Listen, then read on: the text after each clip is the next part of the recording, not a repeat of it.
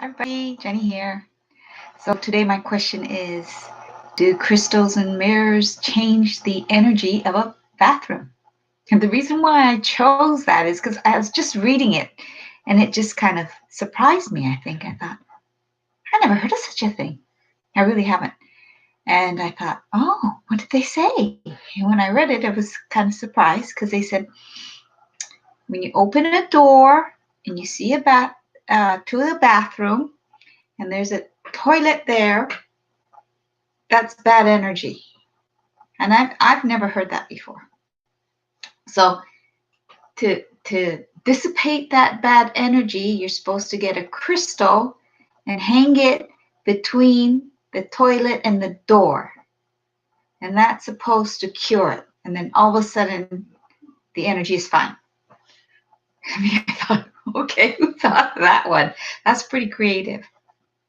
So a lot of people say, one, close the lid of your toilet. And so, because otherwise the chi in your wealth will be flushed down the toilet. That's very common. People talk about that a lot. So they say you got to keep the lid down. If you live in a house with boys, like I have 3 boys and a husband and no girls except me, that'll never happen. You will never get the bathrooms and the toilets with the lids down. It just does not happen. So what can I say? So maybe we had bad feng shui.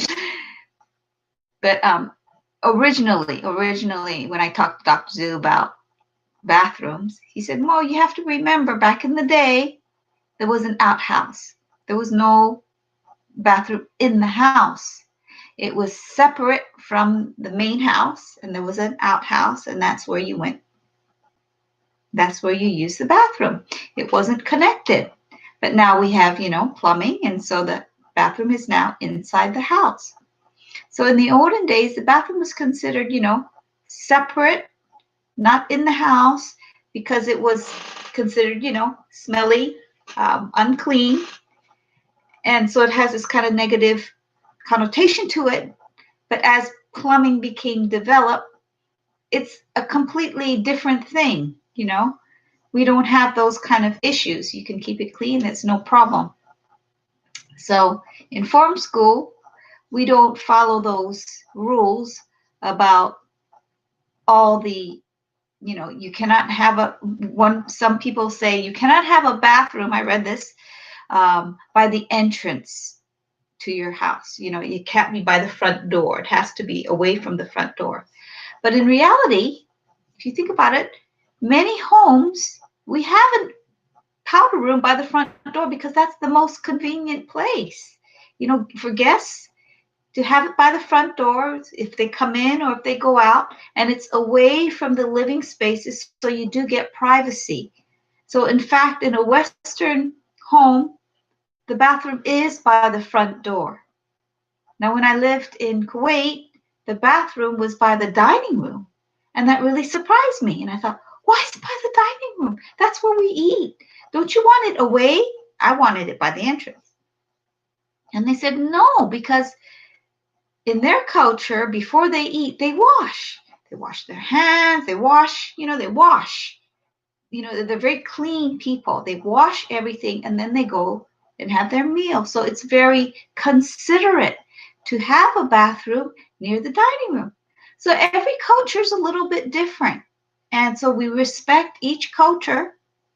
And so there's no fast rule that says this is wrong. But I don't think that the rule of having a crystal between the entry of your bathroom, so the door to go into the bathroom, and the toilet, putting a crystal in between, hanging from the ceiling, it said, will change the energy. So I don't know about that one. That's just like no. And the other thing was mirrors. They said, if you put a mirror on the back side of a bathroom door, so that means when you're going into the door, there's a mirror on the door. No bad energy will go in the door, so all the energy will bounce out. So that's where you put a mirror. Well, I never heard of that one either. So you get all kinds of stuff. You have to ask yourself, is this true to yourself? If you believe it or not. Those are the kind of questions you got to ask. And if you want to practice it or not, that's up to you.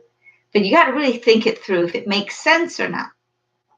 So I want to answer your questions, but nobody sends me their questions. And this is a live taping. So if you have a question, I don't know, I think you can type it out in Facebook and then I can see it. I've never done this before. So if you do have a question, please feel free and don't be shy and ask anything. So somebody asked about mirrors in the bathroom. Can a toilet face a mirror? And I said, well, a toilet can face a mirror, but it's not the best position for the toilet. But of course, it depends on your floor plan. If that's the only position, if you come in from the side, maybe it's a pocket door, you come in from the side, and then the best position is to have the toilet and then the sink in front, and then the mirrors usually, right behind the sink. So you can wash yourself and groom yourself before you go out. So there's nothing wrong with that. There's nothing wrong. But sometimes it may be uncomfortable, if you are sitting on the toilet and you can see yourself. So that's something to think about. You may want to just adjust the height of the mirror, so it's more comfortable and you don't need to see yourself. When you're sitting down, you say, okay, where's the best position of the mirror? And you adjust it so it's very comfortable for you. So those are the kind of things that when you're in the space, you use your senses, you use your feeling, your intuition on how it feels when you're in the space and using the space. And that's when you can make the best decisions, and that's how you should do feng shui. Use your own good intuition. And we all have it. We all have good intuition. It's just that we haven't used it for so long. And then also there's just so much information on the internet that you don't know which is correct and what to follow, because sometimes they contradict each other. But you know best because you know your own house the best. So when you're in your room, how you feel, how it makes you feel, that's important, because feng shui is how the environment affects our feelings, our thoughts, our emotions. And when we're feeling uplifted and happy, we do things, we go out, we're active.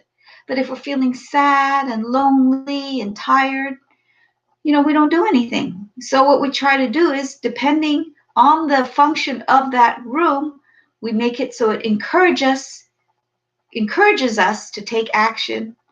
For example, in a bedroom, we want to go to sleep. We make it quiet. We don't make it so wild and crazy with bright colors. We make it soft and smooth and, soothing colors. And in your living room, go ahead, make it, fancy and active and sparkly if you want to, but everybody's different. So I'm not going to say, okay, you have to have it sparkly. I had a client who loves sparkly. So everything she wanted was sparkly, sparkly. She had chandeliers and she had crystals and she had, all this kind of stuff. And it suited her personality so well. And it made her happy and made her excited. And that's great.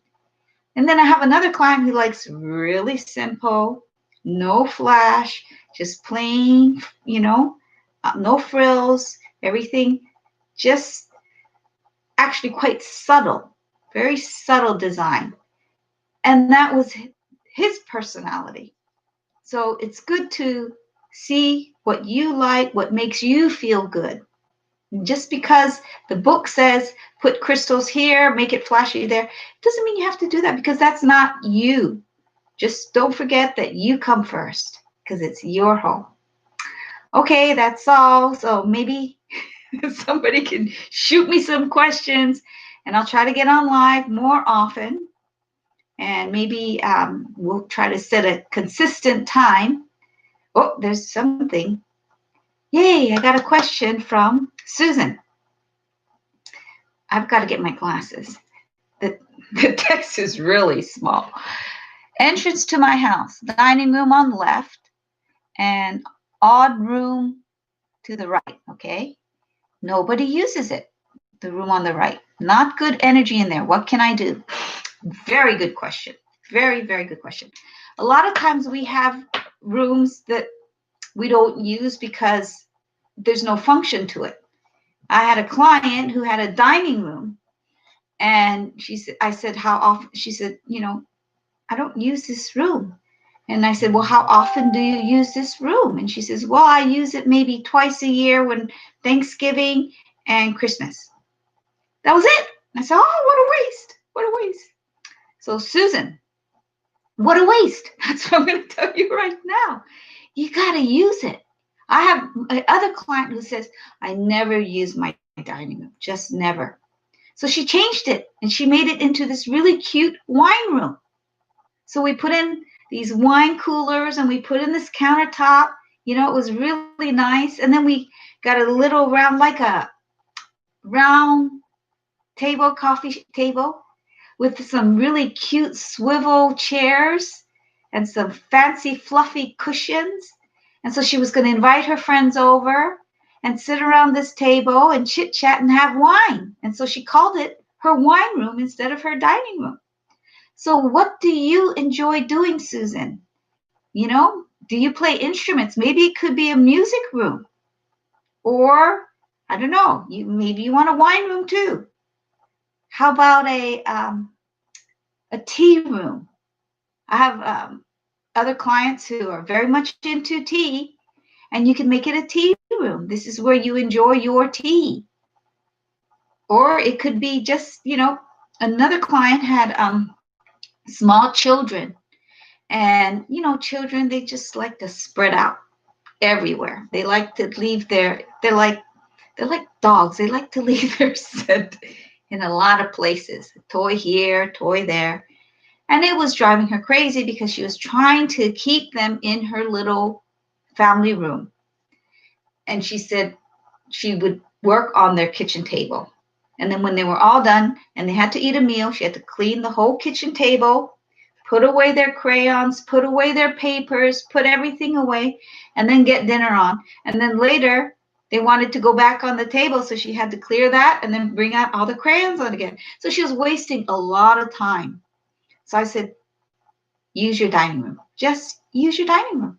And then you can have all your artwork out there, leave it, have dinner, and then come back, and there you go. You didn't have to put away anything. You saved so much time. So Susan, what can you do? What do you do? Do you have hobbies? Do you have family? I don't know if you have pets. Maybe it's your reading room. That's a nice thing too. Or your exercise room. The other thing I wanted to do was you can put like a curtain. If you want a little bit of privacy, maybe you put a little curtain.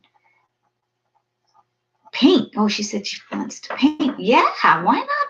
That's great. You can have a little art studio. That sounds good. Yeah. Okay, got to put on my glasses again. Yoga. Oh, a yoga room. When you come in and you maybe have some yoga cushions, and don't make it look like a exercise room when you come in. It could be kind of look semi-meditation kind of room. And so you can have green, a lot of green live plants. You can have some big throws. People can, sit on the floor, maybe read a book. It can be multifunctional. And that's kind of fun too. You can think about, I like to think about like a mesh curtain between maybe that room and your entry. So not everybody has to see it. Maybe you can have two curtains and then, close it and open it and give it a little bit of a mood. And I think that would be really, really fun. Yeah, really fun, especially if you do yoga. And then you can have some music, I don't know. What do you think? Great idea. That's great. So I got to figure out how people can actually talk to me instead of me just talking about myself. Got to figure out a way. There must be a way to do this. Okay. Susan said thank you, and you're most welcome. And thanks for watching. And thank you for your question. That was a great question. Okay, everybody, any more questions? If not, then maybe we'll call it tonight and then we'll come back tomorrow. I wanted to talk about, what was the other thing I wanted to talk about? It was mirrors and bathrooms. And people like to talk about, for me, a big thing in, Asian culture is, your entry. So maybe tomorrow we can talk about the entry of a house and how it affects you, because that's one of the most important things in a house.